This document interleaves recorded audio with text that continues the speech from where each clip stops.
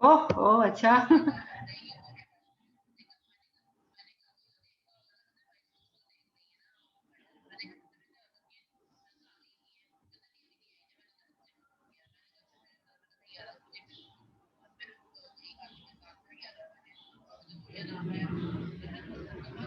और याद है हमने परसों भी टाइम डिसाइड किया था, वो 11 बजे का टाइम डिसाइड किया था कि 11 बजे मोस्ट प्रोबेबली आएँगे। अच्छा।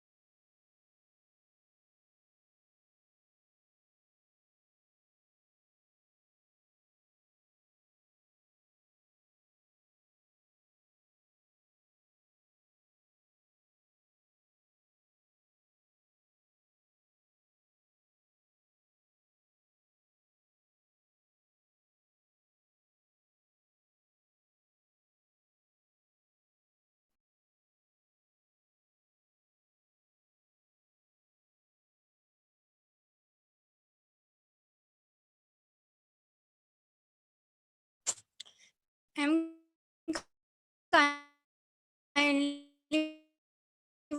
वो जो रिकॉर्डिंग सब अपलोड करते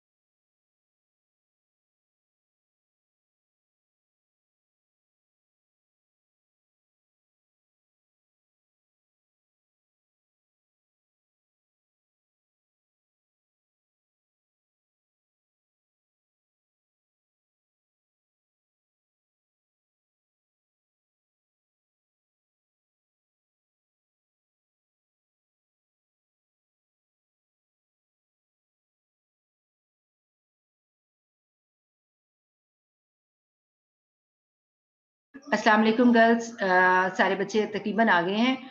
अब 10 बच्चे रोज़ हमारे पास क्लास में कम होते हैं, 50 में से 40। मैं इंतज़ार ही करी थी कि 40 को पूरे हों तो मैं अपनी क्लास का लेक्चर स्टार्ट करूं। कल हमने ये जो क्वेश्चंस किए थे, किसी ने होमवर्क किया हुआ है? बताएं ज़रा मुझे। मैं ज़रा पहले शेयर कर दूं आपको स्क्रीन अपनी।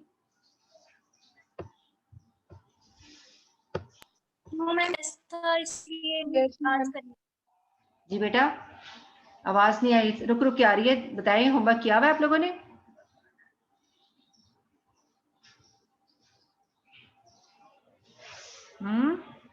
नो मैम, वो टेस्ट की प्रिपरेशन में ही सारा टाइम चला गया। कौन सा टेस्ट आज? मैम हमारा का टेस्ट था। मैम वो आपने वीडियो भी अपलोड नहीं की थी, कल का लेक्चर भी अपलोड नहीं किया था। हाँ, वो मैं असल में बिजी थी, मैं बहुत रात को आई, यूनिवर्सिटी में ही थी कल सारा दिन मैं, तो नहीं आ सकी, नहीं कर सकी। मैं कर दूंगी आज इंशाल्लाह, दोनों ही कर दूंगी, ठीक है।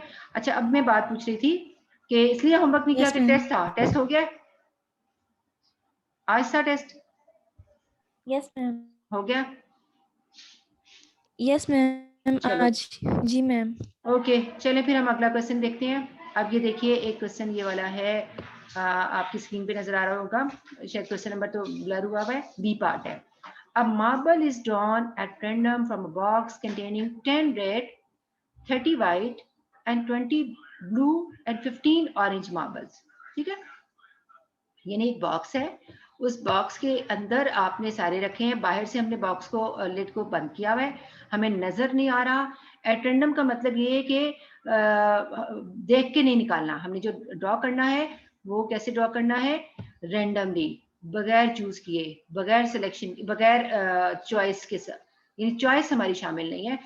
ठीक है, तो उसे हम एट रैंडम कहते हैं। तो हमने रैंडमली जब ड्रॉ करना है तो इसका मतलब है मार्बल्स बॉक्स में डाले, बॉक्स को लिड को बंद किया, हाथ अंदर डाला, सबको मिक्स किया और उसमें से एक मार्बल यानी एक मार्बल ड्रॉ कर लिया। ठीक है, find the probability that it is orange और रेड। अब दरमियान में कौन सा वर्ड लिखा हुआ है? ये जो लिखा हुआ है यहाँ पर और क्या शो करता है आपको? और क्या शो करता है? मैम कुछ भी मतलब दोनों में से कुछ भी हो सकता है, कोई भी लेते हैं हम। नहीं, ये भी ठीक है, ये तो आम वर्ड है ना। कल मैंने आपको एडिशन थ्योरम बिल्कुल जी, ठीक है जी। तो हम यहाँ पर जो लिखेंगे वो एडिशन थ्योरम के हवाले से लिखेंगे कि probability of orange plus probability of red. एक ही वक्त में वो मार्बल दोनों तो नहीं ना हो सकते कि रेड भी और ऑरेंज हो, इसलिए इंटरसेक्शन वाला पार्ट नहीं आएगा। ठीक है, तो ऑरेंज की प्रोबेबिलिटी क्या होगी? ऑरेंज टोटल हैं कितने? 15।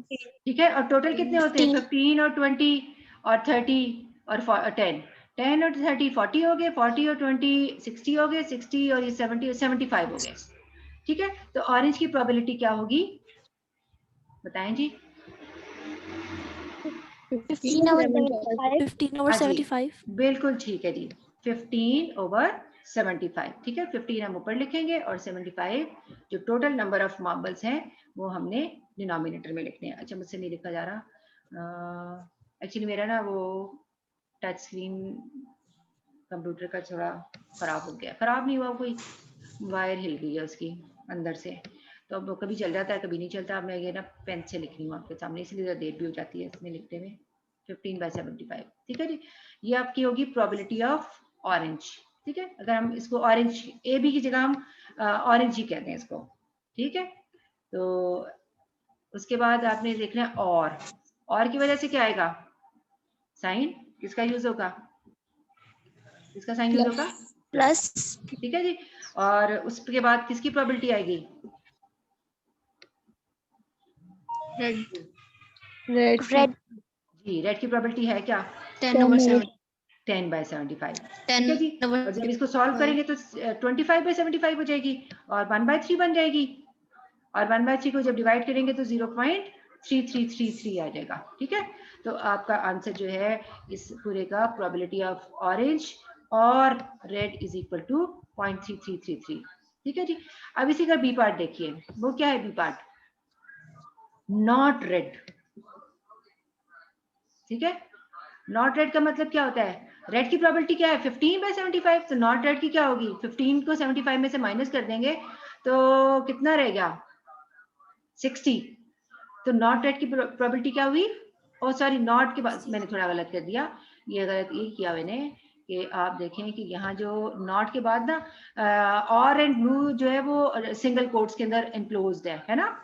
इसका मतलब है पहले आपने प्रोबेबिलिटी रेड और ब्लू की फाइंड करनी है। ठीक है, रेड की प्रोबेबिलिटी क्या है? अभी हमने कैलकुलेट की। रेड की प्रोबेबिलिटी क्या है? 10/75 रेड की, हाँ जी, रेड की 10/75। सॉरी, ठीक है 10/75। और ब्लू की क्या है?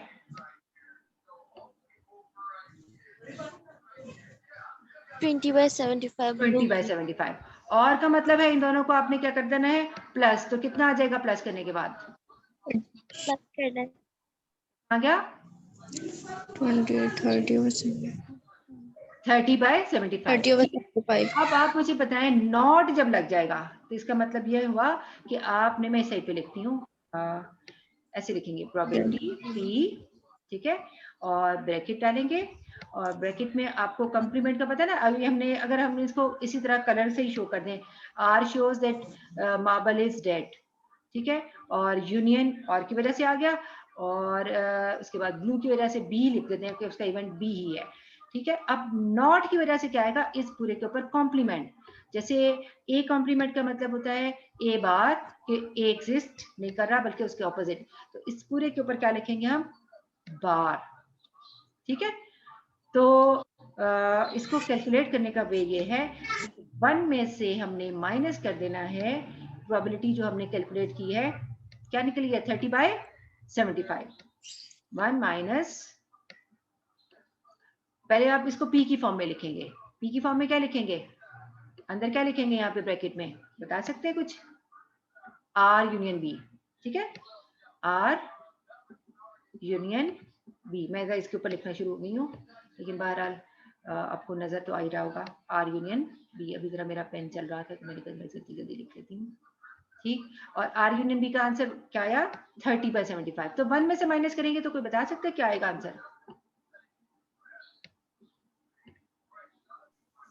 जी 45/75। 45/75। बिल्कुल ठीक है जी, यही आपका आंसर होगा, ठीक है। नॉट रेड और ब्लू। रेड और ब्लू के चूंकि अपॉस्ट्रोफी में या डबल कोट्स में एनक्लोज किया हो, तो इसका मतलब है पहले आपने रेड एंड ब्लू की ये वाली जो प्रोबेबिलिटी है जो हमने इस तरफ कैलकुलेट की, पहले इसको कैलकुलेट कर लेना है और फिर उसके आंसर को 1 में से माइनस कर देना है। और अब इस केस में हमारा आंसर आया 45/75, ठीक है। अच्छा जी, अब अगला पार्ट देखते हैं। इसके बाद थर्ड भी इसका है कि नहीं है ना थर्ड पार्ट भी? क्या है थर्ड पार्ट? सिर्फ एक चीज है, नॉट ब्लू। तो ब्लू की प्रोबेबिलिटी निकाल के 1 में से माइनस कर देंगे। तो ब्लू की प्रोबेबिलिटी है क्या, 20/75। 20/75। तो 1 में से माइनस करेंगे, बिल्कुल इस तरह जिस तरह मैंने ये काम किया है, ये वाला जिस तरह किया है ना उस तरह ही आपने करना है, ठीक है। और व्हाइट की प्रोबेबिलिटी निकालनी है तो वो क्या होगी, सिर्फ व्हाइट की 30/75। व्हाइट की 30/75। रेड, हाँ, रेड, व्हाइट और ब्लू। अब इसका मतलब है यूनियन कितना आएगा, 3 में आएगा। मैम आर ब्रैकेट में हाँ, तीनों तीनों आ एंड जाएंगे। ब्लू। हाँ जी तीनों आ मैम। जाएंगे, ठीक है। 60/75। ओहो, पी लिखना था, जी आर लिख मैम, दिया। और पहले हम हाँ चलो, 12 आपको समझ आएगी। Probability of R union W union B, तीनों में यूनियन होगा, is equal to probability of R plus probability of W plus probability of blue, ठीक है। तो व्हाइट की अभी हमने देखे इसमें निकाली थी, ब्लू की हमने वैसे में वजारे की सारी निकाल लें, तीनों की निकाल के आप इसमें सब्स्टिट्यूट कर दें और आपका आंसर आ जाएगा, ठीक है जी। अब हम अगला क्वेश्चन देखते हैं। अगला क्वेश्चन है, मैं सिर्फ आपको मैम रेड व्हाइट और ब्लू को हमने ऐड करना है। हाँ जी, और है ना, और है ना, ये देखिए ये वाला और, इस और का मतलब रेड और तीनों में white। और है, व्हाइट और रेड में भी और है। जैसे मैं आपसे ओके कहूँ मैम। आपके सामने 3 सूट पड़े हुए हैं, रेड ले लो, व्हाइट ले लो और ब्लू ले लो, इसका मतलब ये नहीं है कि रेड और व्हाइट जरूर में ले लो, व्हाइट और ब्लू में से एक लेना है और रेड जरूर लेना है, ऐसा नहीं है। हम इसका मतलब है रेड और व्हाइट और ब्लू, हम बार बार और बोलने से बेहतर है हम क्या कहते हैं, रेड व्हाइट और ब्लू कुछ भी ले लो, ठीक है। तो इस और का मतलब है ये सब के दरमियान में प्लस है। अच्छा जी, अगला देखिए पार्ट, ए पार्ट है ये वाला। If two dice are drawn, वही सैंपल स्पेस जो हमने कल बनाई हुई थी और आपकी बुक में भी बनी हुई है सॉल्व एग्जांपल में। What is the various total number of dots, various total number of dots बनाने हैं तो हम सबके टोटल्स कर लेंगे। दैट मे टर्न अप, अब मुझे बताएं कम से कम टोटल क्या होगा, 2, और ज्यादा से ज्यादा टोटल क्या होगा। सैंपल स्पेस आपको पता है ना इस तरह बनी हुई थी ब्रैकेट में, आखिर में आपका सॉरी 12 आएगा, 13 नहीं 12 भी आएगा ना, मैं पता नहीं क्या लिख रही थी, 2 और ये 1। ये देखें यहाँ पे एक्चुअली ये ब्रैकेट है, कर्ली ब्रैकेट, और कर्ली ब्रैकेट के बाद यहाँ पे कॉमास डालेंगे उसी सैंपल स्पेस में जो हमने बनाई हुई थी। 2 के बाद अगला क्या आएगा आंसर, ये 2 कैसे आया, 1 and 1। एक्चुअली आपके पास जो सैंपल स्पेस बनी हुई है ना उसको सामने रखो और आपने टोटल क्या सैंपल स्पेस बनानी है। 1 और 1 लिखा हुआ था, हमने 1 और 1 का टोटल लिख लेना है, ये जो यहाँ पर लिखा हुआ था। अब आपने 1 और 1 वाली सैंपल स्पेस नहीं बनानी है, हमने टोटल वाली सैंपल स्पेस बनानी है। तो इसका आंसर 2 आया। अगला क्या आएगा यहाँ पे, 3, फिर क्या आएगा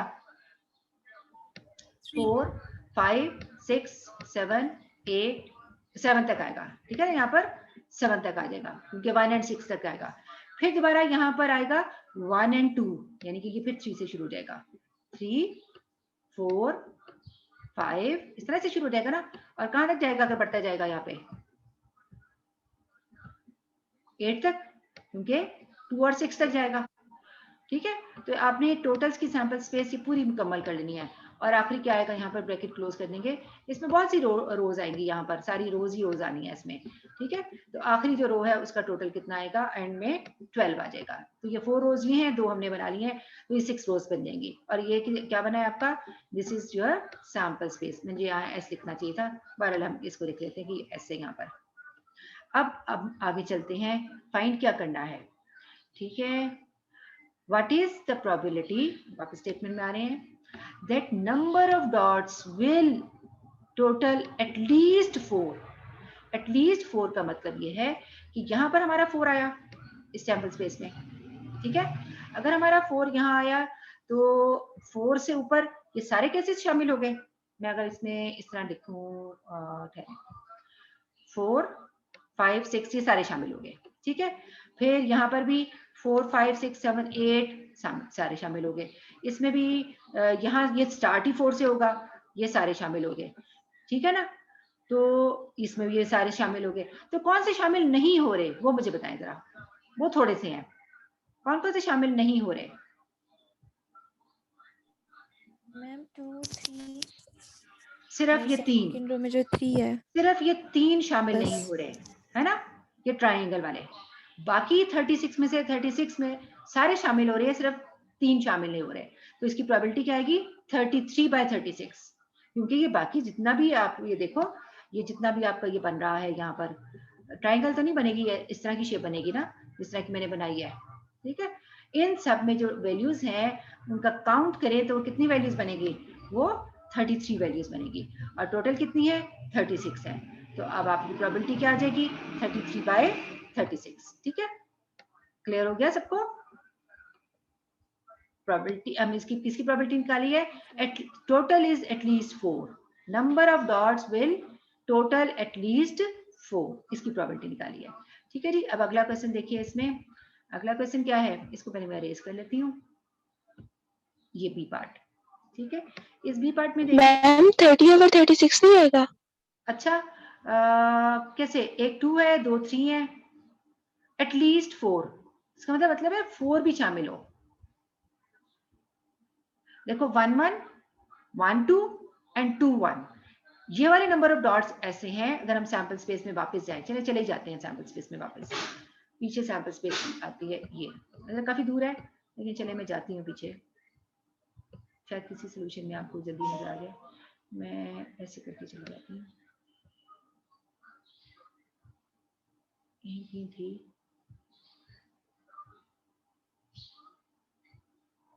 मैम मैं कहना चाह रही थी कि हमने जो नंबर्स जो हमने कहा था ना कि 1 2 और 3 नहीं है, तो वो दूसरे डाइस में भी तो है यही नंबर्स। एक मिनट, ये गुजर गई, चले ये आ गई है।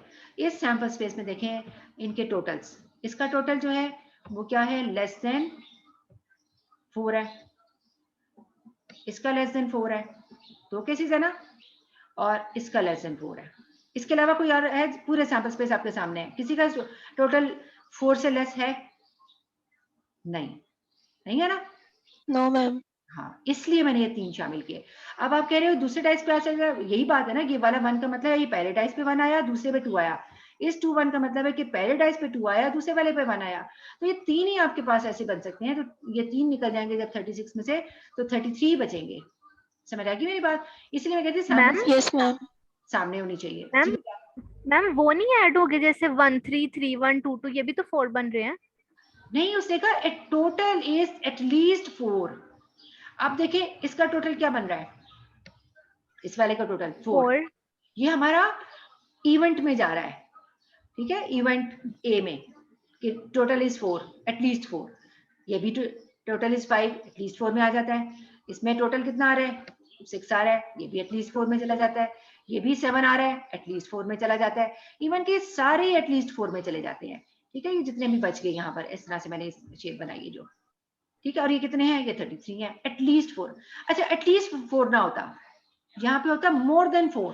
चले अब आप बताएं, मोर देन 4 अब क्या होगा, अब प्रोबेबिलिटी क्या आएगी, मोर देन 4।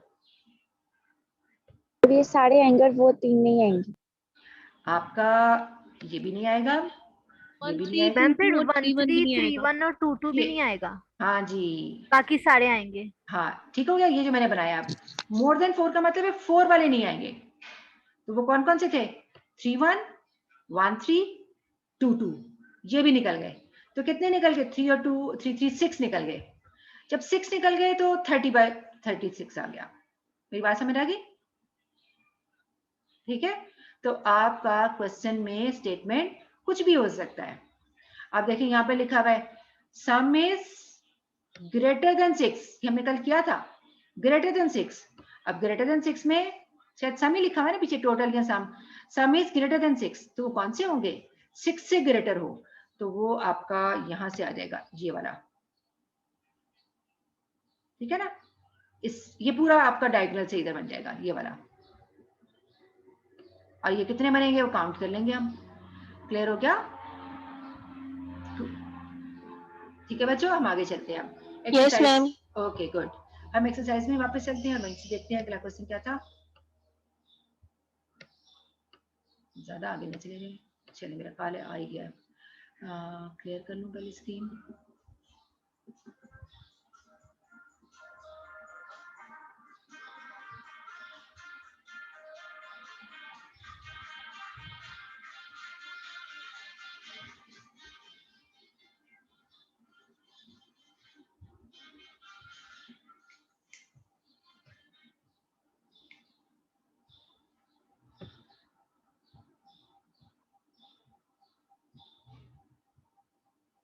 अच्छा जी, हमने कहाँ तक क्वेश्चंस किए थे?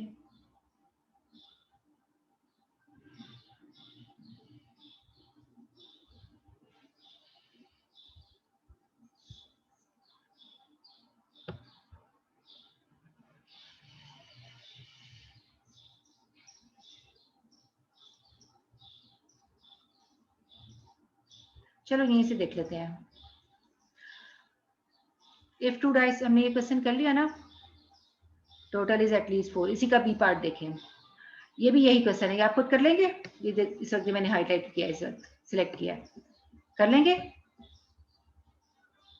कि नहीं? ठीक बच्चों, show that in a single throw of 2 dice, वही वाली सैंपल्स पे जो भी हमने एग्जांपल में देखी, the probability of throwing more than 7 is equal to that throwing less than 7। आप ये देखें कि 7 की जो प्रोबेबिलिटी है वो डायगोनल में आएगी ना, 7 उसी डायगोनल में जो भी हमने डायगोनल बनाया था। ठीक है, 7 कैसे आएगा? यहाँ पर 1 6, फिर 2 5, फिर 4 3 4, फिर 4 3, फिर 5 2 और फिर 6 1। ये सारे यहाँ पर जो डायगोनल है, सॉरी ये डायगोनल में 7 आ गया। इस डायगोनल से जो नीचे है आपका, वो सारे सम्स होंगे मोर देन 7 के। इस डायगोनल से ऊपर कौन से सम्स होंगे? लेस देन 7 के। उसने कहा कि मोर देन की प्रोबेबिलिटी भी वही होगी जो लेस देन की प्रोबेबिलिटी होगी। आपने कैलकुलेट कर लेनी है। डायगोनल में कितने वैल्यूज आएंगी? अगर आप देखें 1 6 2 5 3 4 4 3 5 2 एंड 6 1, ये 6 हो गई, 6 निकल गई। तो इसका मतलब है आपका यहाँ पर भी 15 केसेस बनते हैं, क्योंकि आप देखिए सिमेट्रिकल है आपके पास। अगर ये मैट्रिक्स समझे तो सिमेट्रिकल है ना, कि जितनी रोज है उतने कॉलम है आपके पास और वैल्यूज इक्वल है और टोटल्स भी। तो यहाँ पे 15/36 आएगा आंसर। और अगर हम लेस देन 7 का की प्रोबेबिलिटी कैलकुलेट करें तो वो भी क्या आएगी? वो भी सेम आएगी, 15/36। तो दोनों की प्रोबेबिलिटी उसने कहा शो करें इक्वल है। तो आप ये शो कर लेंगे ना, दोनों की लहदा निकाल के आपने उस थ्योरम में लिख देना है और स्टेटमेंट में लिख देना है और कहना है कि जी हाँ जी बोथ प्रोबेबिलिटीज आर इक्वल। ठीक है, अच्छा ये 36 में लिख रही थी। अच्छा अगला देखिए, इसी में कुछ बच्चे बार बार क्लास से बाहर निकल जाते हैं, उनको एडमिट करना थोड़ा सा मुश्किल है। चलिए कर दिया है। अच्छा 2 डाइस, अगला भी डाइस का है, कर लेंगे अगला भी डाइस का, खुद ही करना है आपने ये। कोई देख ले, पूछे जरा, आपको समझ आ रही है? Let A be the event that sum of the upper face number is odd. अभी वो जो मैंने सैंपल स्पेस की थी टोटल्स की बनाए, ठीक है, सम की, तो 2 से लेकर 12 तक बन रही थी ना। अगर आप इसके सम देखें 2 3 4 5 6 7 तक गई थी, तो इसमें आधे इवन है और आधे ऑड है। अगली वाली जो रो है उसमें सम कहां से शुरू हो रहा था? 3 4 5 6 7 8, इसमें भी आधे इवन है आधे ऑड है। हर रो में आपने सारे काउंट करने हैं, इवन नंबर्स के भी टोटल्स और ऑड के भी टोटल्स, और दोनों की प्रोबेबिलिटीज निकाल के चेक करनी है कि वो दोनों के दोनों बराबर हैं कि नहीं बराबर। नहीं बराबर निकालने को कहा भी है कि नहीं कहा। Sum of upper face number is odd, वो तो मैंने कह दिया आपको, उन्होंने सिर्फ ऑड निकालने को कहा है, लेकिन मैं आपसे कहती हूँ इवन और ऑड दोनों की निकालें और चेक करें कि दोनों बराबर आते हैं, जिस तरह से हमने भी इसका बी पार्ट किया है।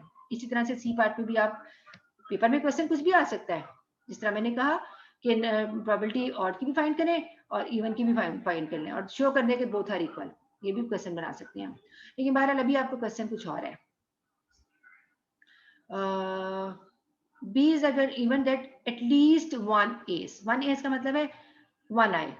अब मुझे बताएं वन कहाँ कहाँ आता है। अगर आप सैंपल स्पेस बनाएं तो वन कहाँ कहाँ आता है, पहली रो में और पहले कॉलम। पहली रो में सारे एक एक तो वन आएगा ना, और दूसरी रो में दूसरे पहले कॉलम में भी वन वन आएंगे सारे, यानी और पहली पोजीशन जो ये बॉक्स में है इसमें दोनों ही वन आएंगे। जगह ही नहीं है, ठीक है, पंखा बंद कर दिया, वहां पे मुझे गर्मी लगी है। ओहो गर्मी लग रही है तो हम म्यूट करते हैं इसको। अच्छा, अब ये है कि पहला वाला जो कॉर्नर है इसमें दोनों वन आ रहे हैं, जबकि ये जो बाकी रो है इसमें एक एक वन है, और जो पहला कॉलम है इसमें भी एक एक वन है। तो उसने क्या कहा, एटलीस्ट वन इज, इसका मतलब है ये कितनी वैल्यूज होंगी जो इसमें मौजूद होंगी इस रेड में। ये वाली एटलीस्ट वन में यानी दो वन आ गए, और ये वन वन है, और यहाँ भी एक दफा वन है। तो यहाँ पर कितने केसेस हैं पहली रो में, 6 केसेस हैं। अरे पहले वाले को छोड़ दें तो पहले कॉलम में कितने केसेस हैं, 5 केसेस हैं। तो टोटल कितने हो गए इसमें, 11। ये बात समझ आ रही है ना 11 कैसे आई है। 11। वो सैंपल स्पेस जेन में लाए जो हम बार बार पीछे जाके नहीं देख सकते। ठीक है, पहले वाले का टोटल आया हुआ ओरिजिनल वैल्यूज 1 1 है, फिर 1 2 1 3 1 4 1 5 1 6, ये 1 1 वाला आपने दोबारा नहीं देखना, ये 6 हो गई। फिर यहाँ पर आ गया 2 1 2 3 1 4 1 5 1 6 1, इनको काउंट करेंगे तो 5 वैल्यूज हैं, ऊपर वाली 6 हैं, तो 11 हो गई। ठीक है जी, 11/36। ठीक है, बस इतना ही काफी है, उसके बाद उन्होंने और फालतू से काम किए, मैं वो करने की जरूरत नहीं है। हमने बस सिर्फ एडिशन थ्योरम तक काम करना था और प्रोबेबिलिटी निकालने का। अच्छा, उसके बाद आप देखें ये वाला जो इसका बी पार्ट है इसी क्वेश्चन का। ठीक है, इसी क्वेश्चन का जो बी पार्ट है क्या है, ये 2 गुड डाइस। गुड डाइस का मतलब है कुछ डाइस होते हैं, जैसे आप गेम खेलते हो, कहते हो ये वाला इसे खेलना है, इससे मेरा 6 आता है, या आपको 1 चाहिए गेम खत्म करने के लिए, आप कहते हो ये वाले डाइस से 1 नहीं आता, चले फलानी वाली डाइस निकालने हैं, इससे 1 बहुत आता है, इससे खेलते हैं आप। इसका मतलब ये है कि वो डाइस गुड डाइस नहीं है, उसमें 6 आने का चांस बाकियों से ज्यादा है, या 1 आने का चांस बाकी डॉट से ज्यादा है। तो जब गुड की बात करते हैं, it should be an unbiased dice in which all of number of dots occur equal number of times, यानी सबके आने का चांस बराबर हो तो वो एक गुड डाइस होता है, या अनबाइस्ड डाइस होता है, या फेयर डाइस होता है। ठीक है, तो ये तीनों वर्ड्स हम यूज कर सकते हैं।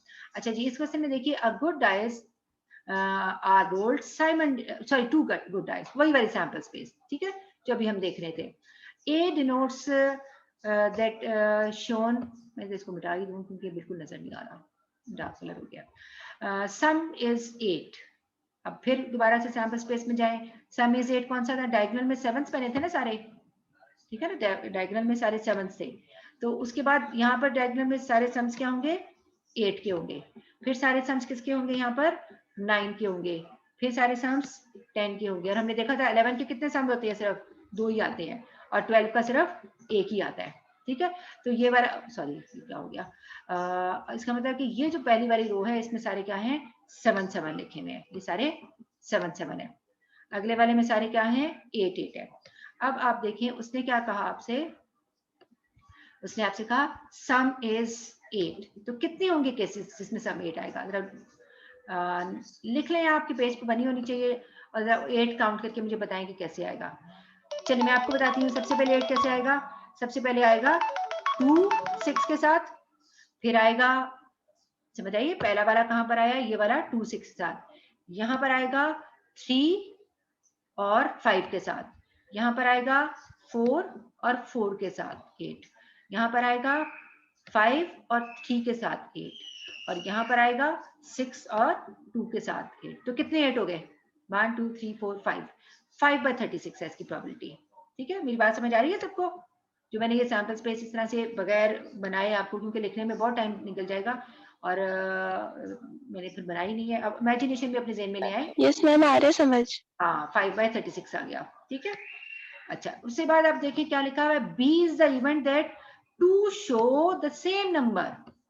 अब आपका जो डायगोनल बनेगा जिसमें शो सेम नंबर हो रहा है, वो कौन सा डायगोनल बनेगा? वो आपका यहाँ पर शो हो रहा है 1 1, ठीक है, फिर यहाँ शो हो रहा है 2 2, फिर यहाँ शो हो रहा है 3 3, ठीक है ना? ओहो सही नहीं बना। और ये शो क्या हो रहा है, ये जो सेंटर वाला वही वाला 4 4, क्योंकि 4 4 इसमें भी आया हुआ है ना। फिर क्या आएगा 5 5, फिर और ये लास्ट वाला, सॉरी मैं ज्यादा आगे चली गई, ये वाला 6 6 लास्ट वाला। तो ये कितने एलिमेंट्स बनेंगे अगर इनको इस डायगोनल को मेजर करें? मैम 6 6/36। ठीक है जी।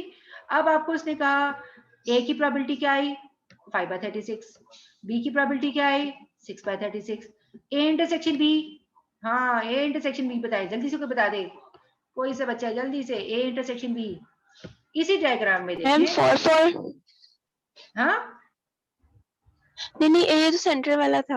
हाँ, एक ही आएगा। ये देखें जो मैंने अभी हाईलाइट किया हुआ है, डायगोनल उस एरो से वो टिक से भी गुजर रहा है और इससे भी। तो टिक शो करता है कि पहले वाले इवेंट में है और ये लाइन शो करती है कि दूसरे वाले में। तो 1/36 है ए इंटरसेक्शन बी। और यूनियन कैसे आएगा? जो ए का आंसर है और बी का आंसर है और माइनस करेंगे probability of A intersection B. Addition theorem for not mutually exclusive, ये वाला थ्योरम अब लगेगा इसमें। तो देखें कि probability of A 5/36, probability of B 6/36, तो टोटल किया तो क्या आ गया 11/36 और 1 माइनस कर दिया तो 10/36। मेरी बात समझ आ गई? कर लेंगे आप लोग कि लिख के दिखाऊं? आपने पता है क्या करना है? इन सब की, हाँ इन सब की प्रोबेबिलिटीज पहले अलग अलग फाइंड कर लेनी है। ठीक है, ये जो जैसे इन्होंने यहाँ लिखी हुई है तीनों की अलग अलग कर ली हम। उसके बाद थ्योरम की पूरी स्टेटमेंट लिखनी है, लेफ्ट हैंड साइड भी लिखनी है is equal to right hand side भी लिखनी है। और राइट हैंड साइड में आपको पता है कि 2 प्लस हो रहे हैं, probability of A plus probability of B minus probability of A intersection B. तीनों वैल्यूज यहाँ पर सब्स्टिट्यूट करनी है, सॉल्व करना है, आंसर निकालना है और वो आएगा आपका 10/36। ठीक है जी। और मेरा ख्याल है टाइम खत्म हो रहा है, आपने यहीं तक रखना है आज का काम। ठीक है, यहाँ तक। अच्छा, होमवर्क में आपको एक क्वेश्चन देने लगी हूँ, ये वाला। आप कहेंगे मिस ने आसान आसान कर लिया, मुझे मुश्किल दे दिया मैं। तो कोई बात नहीं, हम यूं करते हैं कि आपको मैं दे देती हूँ इस पे वर्कआउट करने के लिए कि आप जरा इसको सोच के आइए। अगला क्वेश्चन जो है वो उसका ए पार्ट भी और उसका बी पार्ट भी। ए पार्ट क्या है? A box contain 6 dice numbered 6 disc, यानी कि 6 कार्ड हैं, 6 चीजें हैं, 1 2 3 4 5 6 लिख के उसमें डाल दिया और उसको सॉल्व करना है। आगे से सोचना खुद ही आपने, ये अगर कर लेंगे तो बहुत मुझे खुशी होगी।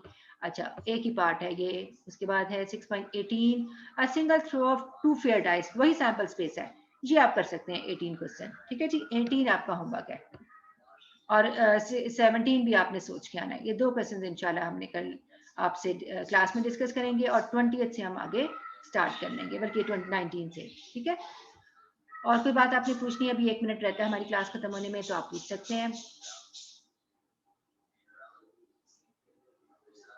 मैम कल का मैम भी दोनों लेक्चर रिकॉर्डिंग सेंड कर दीजिएगा। हाँ, रिकॉर्डिंग में सेंड कर देती हूँ। और कोई बात? और मैम उससे प्रीवियस वाली भी नहीं शायद की, ओके, जब से कल वाली भी कर प्रोबेबिलिटीज दूंगी। ओके, यानी आज के लेक्चर में कुछ नहीं पूछना, मैम रिकॉर्डिंग्स की फिक्र हो गई है। हाँ, वो पहुंच जाएंगे इंशाल्लाह, मैं भी कर देती हूँ। जी बेटा, मैम पूछे। मैम मैं गानिया नाज से बात कर रही हूँ। मैंने टेस्ट मिस कर दिया था स्टैट्स का, ओके ओके, तो रबिया ने बताया। मैं कर देती हूँ, मैं कर देती हूँ। जाहिर है मिस हो जाता है, या दोबारा भी सुनना चाहते हो इंशाल्लाह। ओके गर्ल्स, अल्लाह हाफिज। नो मैम मैंने टेस्ट दिया नहीं था, मेरे ओहो, ताबू की टेस्ट डेथ हो मिस कर गई दिया थी। था, मैंने कहा लेक्चर मिस कर दिया था। नो जितने मैम। लोगों के टेस्ट मिस हुए हैं उन सबको इकट्ठा करो और जो वीक मिलेगा उसमें लेंगे हम इंशाल्लाह। ठीक है, ओके जी, ओके मैम। अल्लाह हाफिज। अल्लाह हाफिज़।